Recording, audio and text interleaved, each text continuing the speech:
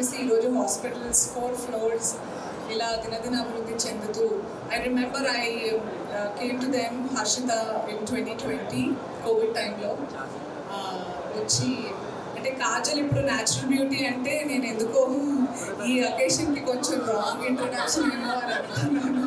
ఈ రోజు గచ్చిబౌలిలో హెచ్కే హాస్పిటల్స్ని గ్రాండ్గా లాంచ్ చేయడం అనేది జరిగింది అండ్ ఇక్కడికి వచ్చిన మీ అందరికీ thank you so much. So ఇంతకుముందు మనం హెచ్కే క్లినిక్ అని ఉండేది అండ్ మనకి 4 బ్రాంచెస్ ఉన్నాయి, హైదరాబాద్, విజయవాడ, విశాఖపట్నం అండ్ బెంగళూరు. సో ఇప్పటిదాకా ఏంటంటే మేము నాన్ ఎస్థెటిక్ సర్వీసెస్లో ఉండే బ్యూటీ సర్వీసెస్లో.